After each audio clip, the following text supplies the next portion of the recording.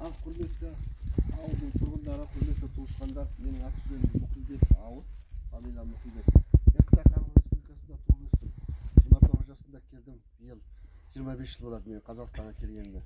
Соңғы 15 жыл бойы мен мынау шеттен келетін ағайындардың мәселесімен айланыстым, көші-қон саясатымен.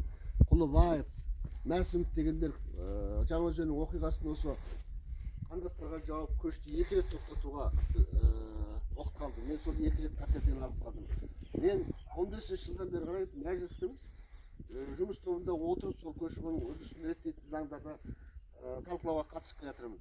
Депутаттар өткізе алмаған баптарды өткіздім. Менің қандастарым бәрі біледі. Осы жолы келіп едім, бүкіл Жетісудағы қандастар тікестен тік тұрып, Ауыт Мұхибекті қолдаймыз деп жатыр.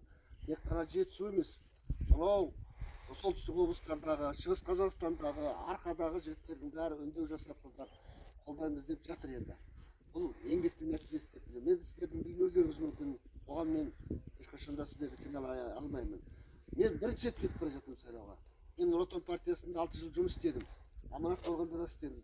Сода отырып жаңағы жұмыстарды жасадым, құрметті туысқандар.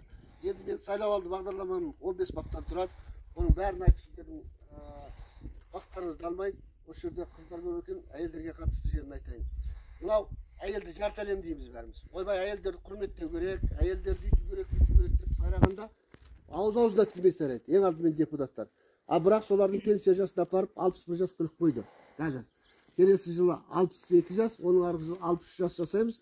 Сосын немен теңестіреміз дейді, жаңағы еркектермен дейді. Бұған біздің әйелдер қауымы түгелмен наразы, қарсы. Ақорданың алдында қаншама рет барып митингілер болды, қаншама қарсылықтар болып жатыр. Сондықтан мен осыны өзгерткім келеді. Мен әйелдердің зейнетке шығу жасын 51 жасқа түсіру керек деп есептеймін. Не үшін? Өйткені әйелдер болмаса бала қайдан келеді? Біз қайдан шықтық мысалы? Осы депутаттар, мына үміткерлер қайдан шықты? Сондықтан әйелдердің жұмысы ауыр. Енді қараңыздар. Бұл жерде бір шарт бар.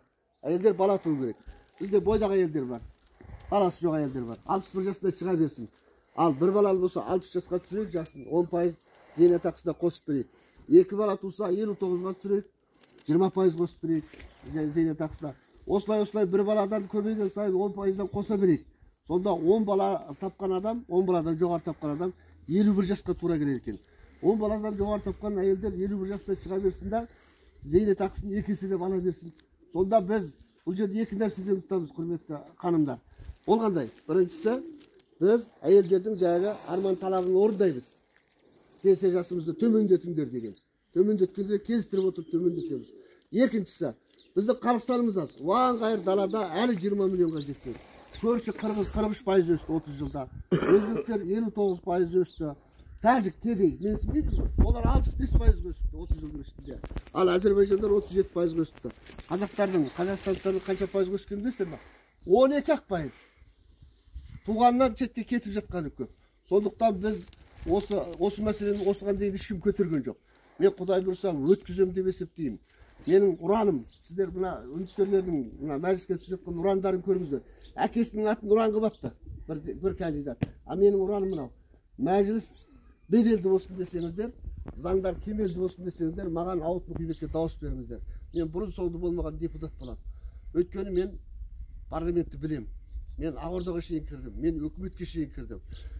Көші-қонның қандастардың президент депутаттар шеше алмаған, мәжілістің деңгейінде шеше алмаған проблемаларын мен 2 президенттің деңгейінде шештім. Тұңғыш президент Назарбаевтың да, Тоқаевтың да деңгейінде қабылдауында кірдім. Құдайға шүкір, осылар көмектесіп шешіп берді. Мысалы, соның біреу Оралман деген атау болатын. Бәрі жек көреді. Оралман десе болды бір 4-ші 100 сияқтымыз ба бір жақтан келген. Соны қандас деп өзгертуді бәлен мәрте көтердім. Соған шамам келмей қойды. Депутаттар сылқ ете түседі, 40-тан артық құжаттар өзгереді дейді. Соған арнайы батылы бармай қалады. Соны Тоқаев келіп, жоқ маған Оралман ұнамайды қандас деді, соны өзгерттік. Осы жерде бір әңгімені айта кетейін сіздерге. Жұмыс тобында отырып, сол депутаттар сенесіз ба? Қандас деген атауды қимады сол бізге. Не деп атады дейсіз ғой? Бауырластар деп жіберді. Сол мен шықтым да жаздым де бауырластар деді. Бауырлас деген келмейді бұл. Советтік сөз. Соғыста өлгендердің бәрін бір жерге қойып бауырластар зираты дейді. Түркі халықтардың бәрін бауырлас түркі халық деп атайды.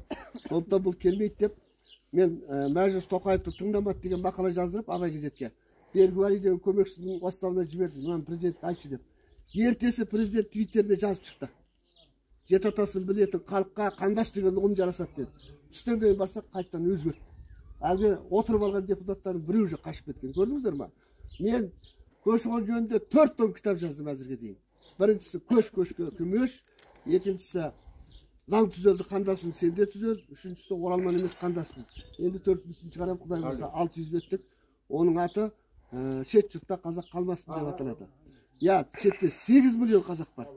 Сондықтан әлімге шейін 30 жылда бір депутат жоқ. Соған мен кетіп бара жатырмын. Сондықтан екінші бір сайлауалды бағдарламаның түйіні бар. Бұл ауылдың әкімдеріне құзырет беру. Мен ерінбей қарап шықтым ауыл әкімдерінің құзыретін. Коммуналдық мынандай нысандарды күзетуден басқа жұмысы жоқ екен ауыл әкімдерінің байқұсында. Ауылда не жоқ? Жер жоқ, ауылда анау жоқ, мынау жоқ, әкімдер істейтін жұмыстың біреуі жоқ. Ең бір ашынышты жерін айтайын. Өкімет миллиардтаған теңге, секе. Өкімет миллиардтаған теңге гранттар бөледі. Ауылға жетпейді екен. Ауданнан бөліп алады, облыстан бөліп алады.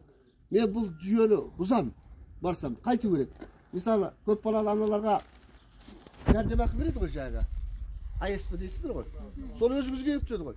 Сол гранттарды өзіңде келіп түсетін жасауға болады. Ауылдың әкімі не бітіреді? Қанша адамға грант керек, қанша адамға несие керек, қайтарымсыз, қанша адамға субсидия керек, соның тізімдігін жасап, бюджет бекітуден бұрын ұсыну керек.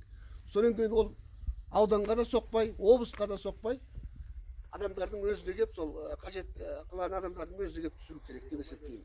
Мен бұны барлық жерде айтып келе жатырмын. Жер мәселесі. Ауылдың әкімі өз жерін өзі басқару керек. Ауданнан келіп үстінен бөліп алмау керек. Облыстан келіп бөліп алмау керек. Бұл жөнінде президенттің көзқарасы айқын. Ол не? Жер жұмыс істейтіндерге тиесілі болу керек деді. Бірақ осыны айтып тұрса, жер көдекісінде осы 7-ші шақырылым өзгерсеңізді. Жер берудің шарты сол беті қалды. Қараңызшы. Анандай тракторың болу керек, мынандай машинаң болу керек дейді. Қазір аманат жер аманаты деген анау ұйым аманаттың қасындағы, партияның қасындағы мақтанады. 5,3 миллион гектар жерді біз қайтарып алдық дейді. Енді соны сіздерге ауылдың адамдарына берейін десе, жер берудің шарты өзгерген жоқ, жер көдекісінде соп етіп тұр, қайттан сол иелер алады. Мен ойлаймын, ондай конкурс дегенді қою керек. Анау сауда-саттық дегенді қою керек. Жер президент айтқан жұмыс істейтіндерге тиесілі болу керек. Ол үшін қайту керек. Ауылдың жерін сол ауылдың өзінің халқына есептеп бөлу керек. Ең жоғарғы шегін бекіту керек.